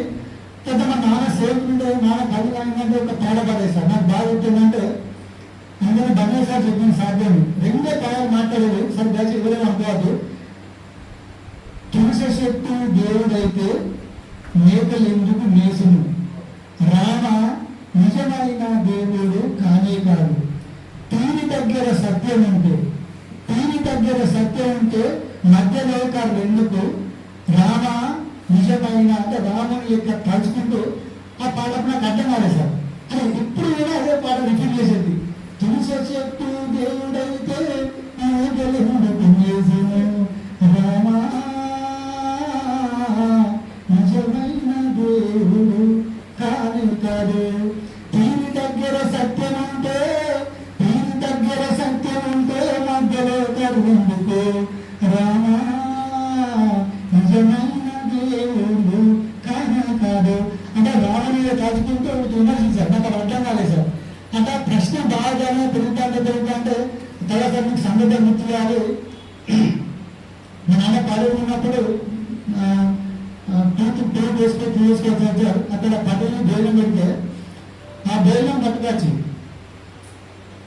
నాకు మా అన్నకి మా చెల్లెకి నేను ఇంత తన ఉద్దేశం పెట్టేశాను. నేనంటే అప్పటి నుండి వెళ్ళి ఇప్పుడు నేను చెప్తా ఉన్నా కానీ ఒక నాలో ఒక జాగా అంటే నేను మామూలు పేదరికం అనేది బుక్కలో చదువుతాను సార్. మనం బ్రహ్మాండంగా రావచ్చు, వేసి నువ్వు చెప్తారు పేదరికం అంటే ఒక్కొక్క మనం చెప్పచ్చు. కానీ మరి ఎవరో చెప్పిన పని సార్ నేను అందులో అనుభవించి పైకి వచ్చాను. సో కాబట్టి ఇప్పుడు చేసే ఉపాధి హామీలో అందరు లేబర్ పనిచేస్తారు. చేసే గ్రామీణ ఉపాధి పక్కన సార్ అందరు లేబర్ పనిస్తారు. నేను ఏ లేబర్ని కూడా ఇంతవరకు ఒరే గీయని మాట రాసారు. ఏజే పెద్ద ఉంటే నా తల్లి లెక్క భావిస్తా, ఇందులో పెద్ద ఉంటే తండ్రి లెక్క భావిస్తా. రాగానే ఇట్లా కూర్చుంటా సార్ మండలంలో ఎవరైనా చేస్తే ఫస్ట్ పిక్ చేసుకుంటున్నాడు సార్. అది ఏమైనా కానీ చెప్పు వాళ్ళు ఇల్లు పెట్టుకున్నారు ఏమన్నా ఎవరు తాళి డైరీ ఎక్కినా ఏదైనా సార్ మా గౌరవ ఇప్పుడు వారు చెప్పారు. నవ్వుకుంటూ సమాధానం చెప్తా సార్. ఎప్పుడు ఏంటంటే నేను ఆ స్థాయిలో వచ్చిన వ్యక్తి కాబట్టి ఫస్ట్ మెట్ నాది కాక ఫస్ట్ మెట్ ఎప్పుడు మర్చిపోకుంటేనే అంటే నాకు ఆ విధంగా కవిత రాసే అవార్డు వచ్చింది సార్. ఒక సందర్భంగా ఐశ్వర్య థియేటర్ గారు మీటింగ్ పెట్టారు సార్. జస్ట్ సార్ మీటింగ్ పెట్టుకుని దగ్గర చేయడానికి చూసినా తను మాట్లాడాడు, కవిత సార్ ఇచ్చేసింది. జస్ట్ 1 minute ఆ కవిత దగ్గర కన్నడ చేసిన రైట్ సార్ అని అక్కడ చూసి అనేది కథలు సార్ ఏమిటున్నారు మీరు బ్రైన్ అది కంప్యూటర్ అంటున్నారా జస్ట్ నిమిషం మీరు రిలీజ్ అవుతూనే ఉంటే కవిత అంటే అదేవిధంగా జెండా ఉంది. మన శ్రీనివాస గారు మాట చెప్పారు ఉద్యోగి పట్ల అని ఇక్కడ చాలా మంది రాలేదు సార్. పుస్తకం 100 మంది వచ్చేది. నేను ఇంతమంది మన శ్రీరాజ్ గారు చెప్పారు నేను కవి ప్రశ్న పెట్టి రాస్తున్నాను సార్. చాలా మంది మా డిపార్ట్మెంట్లో తన సొంత రాత్రులు డబ్బులు పిల్లలు చూపుతా అని చెప్పి కాపలు చేశారు మా ఊరు సార్. అయినా తెలియదు సార్. అది నాకు అందుకే రాసుకుంటాను నేను కవినేనా అంటే మరి పెద్ద పెద్ద దిగ్గజాలు కావాలంటే సార్ మనకు మర్రి చెప్పకుండా మహా దిగ్గజాలు కూడా పిల్లల మరి మర్రి చెప్పేంటే అటువంటి కావాల మధ్య చిన్న మొత్తం సార్. నేనైతే అంటే కవినే ఇప్పుడు కవినే కానీ పెద్ద దేవుడు కాదు. నాకు టెస్ట్ పెట్టింది సార్. టెస్ట్ పెట్టి ఒకరోజు మాకు ఫిర్యాదు నుండి కమిషన్ అంతా వచ్చింది. నువ్వు రాయి కవిత గమ్ముంటాను ఇండైరెక్ట్ సమాచారం లభించారు. అప్పుడు అందుకనే కొన్ని కవిత రాసిన మన ఉద్యోగ ఉత్కంఠ కవిత అని ఒకటి రాసిన. ఉద్యోగ ఉత్కంఠ అంటే ఉద్యోగం ఎంత ఇబ్బంది పడ్డా కూడా జాబ్ చాప్టర్ తప్పకుండా పనిచేయాలి నవ్వాల్సింది అనేది అంటే అప్పుడు ఇంకా మా మిత్రులు ఇంకా కూడా వేయట్లేదు సార్. అంటే కలిగి దాదాపు 1200 కవితలే సార్ ఇప్పటికి. ఇప్పుడు జస్ట్ మాకు ఇప్పుడు ఈ మధ్య రాసింది ఇంకా చాలా ఉన్నాయి. ఇంట్లో ఇచ్చిన నా పెడితే అందరూ రాసిన ఏపీ కాలేజ్ చేశారు సార్. పక్కన గుడ్డ ఉంటుంది అందరూ తెలుసు ఏపీ కాలేజ్. నేను కామర్స్ స్టూడెంట్ సార్. నాకు అప్పుడు ఏంటంటే నువ్వు కవిత రాస్తాను నాగ్యంగా నువ్వు కవిత పడే సార్. ఏది కాపీ డబ్బింగ్ అన్నారు సార్. ఏ రాస్తున్నాను అని చెప్పారు. అంటే అప్పుడు ప్రశ్న నాకు రాయలేదు మీకు ఎందుకు ఇబ్బంది అనిపిస్తుంది అది నా కాన్సెప్ట్ సార్. మిమ్మల్ని ఇబ్బంది పెట్టాలని కాదు.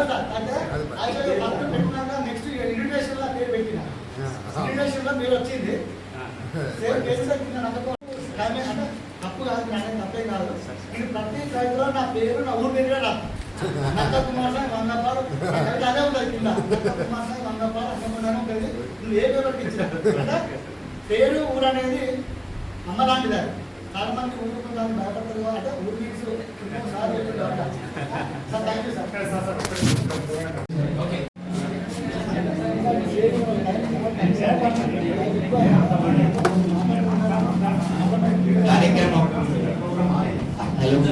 కార్యక్రమం అయిపోవచ్చింది. ఒక 5 నిమిషాలు ఉపయోగపడండి. అసలు కుమారస్వామి మాట్లాడిన తర్వాత ఎవరికైనా మాట్లాడకుండా ఉండాలని అనిపించదు, కానీ అధ్యక్షుడిగా ఒకే ఒక మాట చెప్పి నేను ఇచ్చిందంటే ఆయన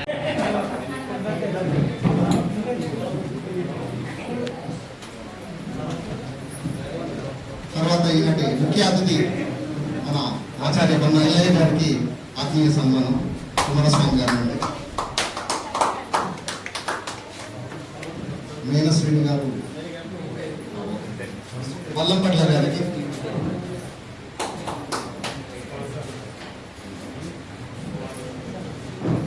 సిరాజుద్దీన్ గారికి,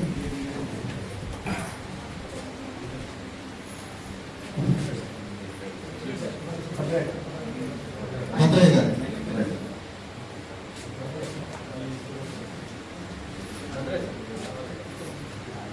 బిల్లా మహేందర్ గారికి, రాజభద్రయ్య గారికి,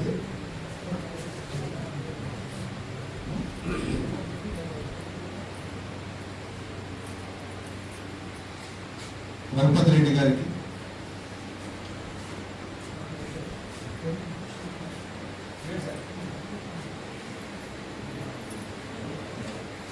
రఘుబాబు గారికి,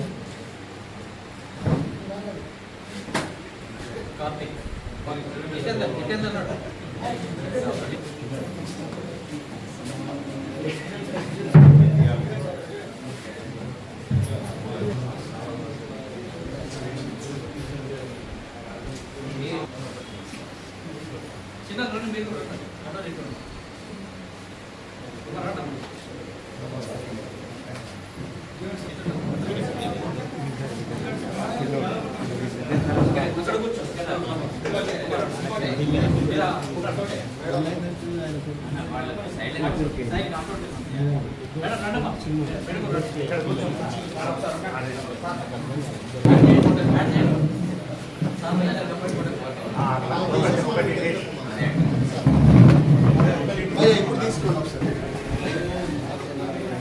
సార్ ఒక్క నిమిషం సార్ గ్రూప్ ఫోటో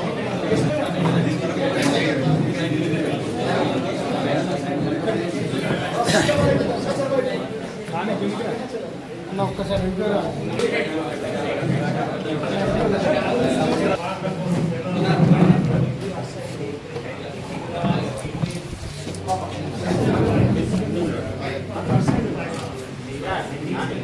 అడుగులు ఉండాలి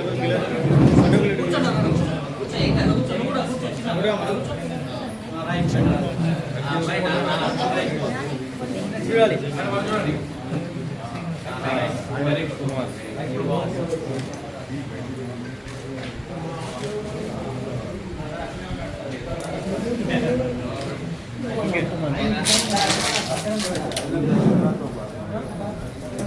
దయచేసి ఒక నిమిషం ఉండండి.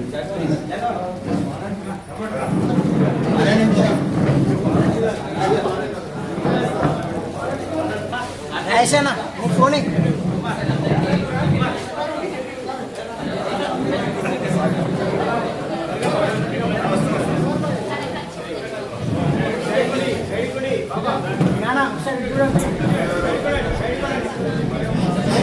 కొంచెం ఒక్కొక్కరిగా సన్మానం చేస్తే బాగుంటుందండి. అందరూ గుర్తుగా రాకండి. ఈరోజు ఈ సభ, ఈ పుస్తకావిష్కరణ సభ ఇంత గొప్పగా ఆనందంగా ఆహ్లాదంగా జరగడానికి కారకులైన తెలుసం రాజయ్య గారికి, అలాగే అతిథులుగా వచ్చిన వాళ్ళందరికీ ఎంత టైం అయినా కూడా చాలా ఓపికగా సభ పూర్తయ్యే వరకు ఉన్న మీ అందరికీ కూడా